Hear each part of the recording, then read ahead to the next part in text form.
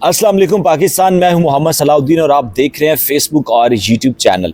आज हमारे साथ मौजूद हैं मोहसिन बिलाल साहब, जो सीनियर सहाफ़ी हैं और तज्ज़िया कार भी हैं। हम आज मोहसिन भाई से ये सवाल पूछते हैं। सर, आपसे सवाल ये है कि इस टाइम पाकिस्तान के अंदर अफवाहें फैल रही हैं कि जनरल रिटायर्ड फैज़ हमीद को या तो फांसी लगा दी जाएगी, और इमरान खान के हवाले से भी दो शख्सियात का नाम आ रहा है कि या तो उनको फांसी लगा दी जाएगी या उनको जो सजाए मौत हो जाएगी। इस खबर में कितनी सदाकत है? बहुत शुक्रिया सलाउद्दीन भाई। मसला ये है कि आपने जनरल रिटायर्ड फैज़ हमीद की बात की, जो उन पर चार्जशीट जारी कर दी गई है, अब उनका ट्रायल है और चीज़ें हैं। और इसके अलावा बानी तहरीक इंसाफ इमरान खान की आपने बात की है। ये तो दो शख्सियात हो गई। एक और शख्सियत बारे कहा जा रहा है, वो कोई ख़तून भी हो सकती हैं, कोई रिटायर्ड जज भी हो सकता है, कोई ब्यूरोक्रेट भी हो सकता है, और कोई आप ये कह लें कि कोई साबिक अस्करी ऑफिसर भी हो सकता है।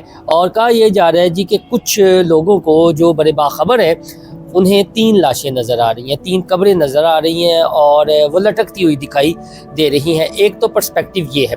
दूसरा पर्सपेक्टिव अब पीटीआई ने जो नया जनरेट किया है, जो उनका बयानिया है, वो ये है जी कि ट्रंप बस 20 जनवरी को आएगा और वो इमरान खान के हवाले से नोटिस लेगा, उन्हें जेल से निकालेगा, हुकूमत वक्त की छुट्टी करेगा और इस्टेब्लिशमेंट को कहेगा जी कि अब दोबारा इमरान खान को वज़ीर आज़म बनाए। ये पीटीआई एक नई खुशफहमी पाल रही है, और जो प्रो पीटीआई सहाफ़ी हैं, तज़िया कार हैं, वो इस तरह का नैरेटिव दे रहे हैं, एक उम्मीद जगाने की कोशिश कर रहे हैं।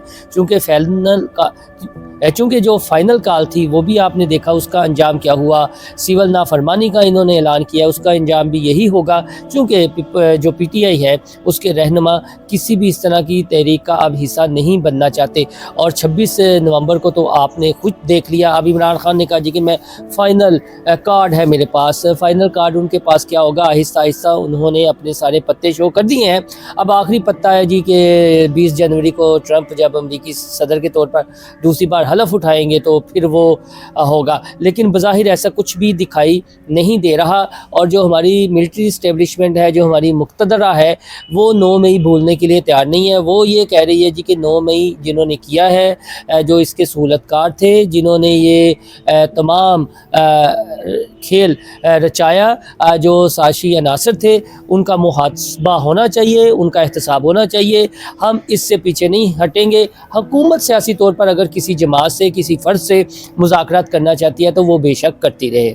अच्छा मोहसिन भाई, यहाँ पे एक सवाल उठता है कि आप डी चौक पर भी गए और आप फ्रंट लाइन पर थे, हमें लम्हा ब लम्हा आप खबरदार कर रहे थे, आप हमें बता रहे थे कि इस टाइम वहाँ पे क्या सूरत हाल है। तो जो वहाँ पे पीटीआई जो अपना मौक़िफ़ अपनाती है कि हमारे साथ वहाँ पे जुल्म हो गया, गोली क्यों चलाई, ये जो सारे नैरेटिव दिए जा रहे हैं, इसमें क्या सदाकत है?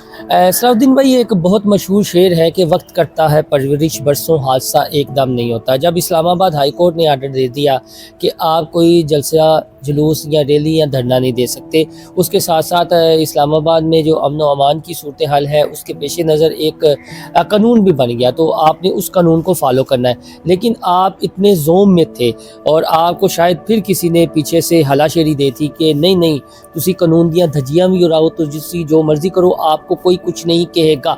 तो पीटीआई ने बज़ाहिर और फिर अमली तौर पर कानून की वायलेशन की और उनके गिर्द घेरा तंग होना था। और अभी भी रियासत ने, हम वहाँ पर मौजूद थे, बड़े ही सब्र व तहम्मुल का मुज़ाहरा किया। ये नहीं हो सकता यार कि आप उठें और 1000-2000 का जत्था लें और इस्लामाबाद पर चढ़ाई कर दें और वो उन इमारतों को आप फ़तह करने की कोशिश करें जो हमारी आप ये कह लें कि बतौर एक स्टेट की अलामत है।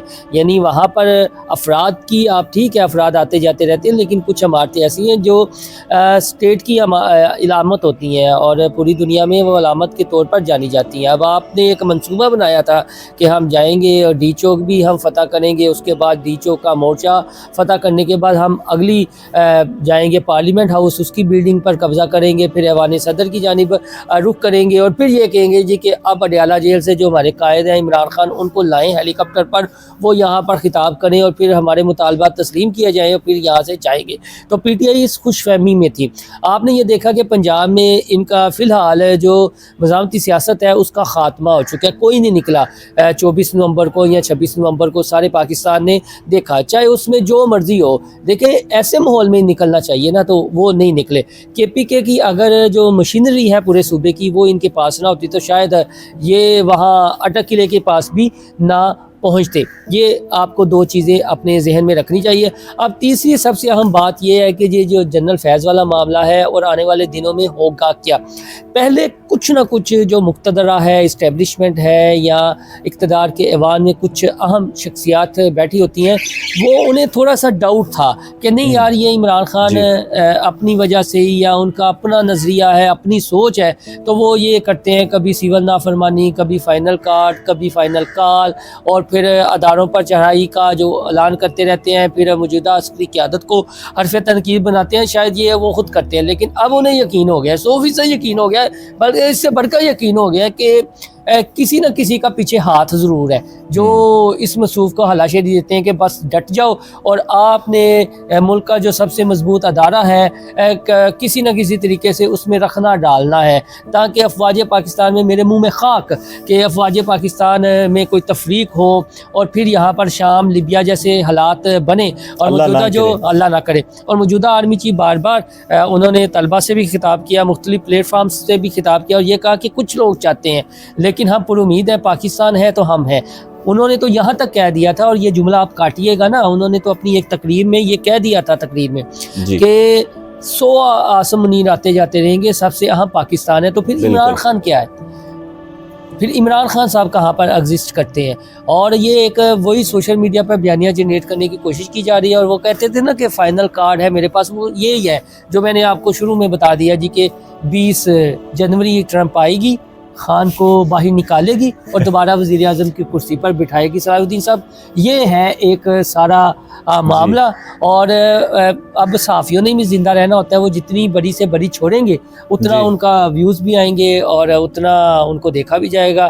لیکن آپ مجھے یہ بتا دیں، آپ بھی ایک پاکستانی کے طور پر چیزوں کو بہت ہی بریک بینی سے آبزرو کرتے ہیں، دیکھتے ہیں، مجھے یہ بتائیں کہ 27 اکتوبر 2022 جب عمران خان نے زمان پارک سے لانگ مارچ شروع کیا تھا اور آج کے دن کی تاریخ ہے 15 دسمبر 2024، کیا حاصل کیا؟ اور صرف خواب دکھائے گئے نا، میں یہ کر دوں، میں وہ کر دوں گا، خان ڈٹ کے کرا ہے، خان نے بس دیکھیں جی نیندیں اڑا دی ہیں۔ آپ کو مجھے بتائیں بطور نوجوانی پاکستانی سے کیا ایسا لگا؟ مجھے تو آپ یہ دیکھیں کہ جو انہوں نے 3 سال گزارے عمران خان صاحب کی حکومت میں، وہ 3 سال ہی کوئی بریف نہیں کر سکتا کہ انہوں نے کون سا ایسا کام کیا تھا کہ وہ ہمیں سمجھ آ جائے۔ ہم نوجوانوں کے لیے کچھ بھی نہیں کیا گیا، اور ہمیشہ ہمیں یہی کہا گیا کہ بس ہماری ریڈ لائن جو ہے وہ عمران خان ہے اور ہم عمران خان کے ساتھ ہیں، صرف اور صرف، اس کے علاوہ تو ہمیں کچھ اور نظر نہیں آیا۔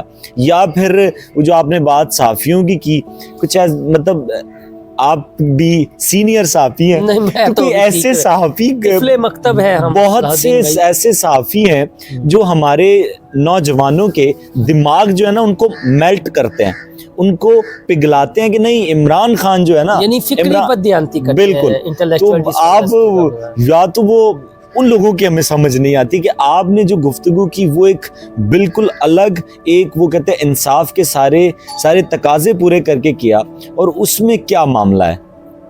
تو بہت شکریہ آپ کا محسن بلال صاحب، آپ نے اپنے قیمتی وقت دیا، اپنا بہت سا خیال رکھیں، بہت شکریہ، تھینک یو سو مچ۔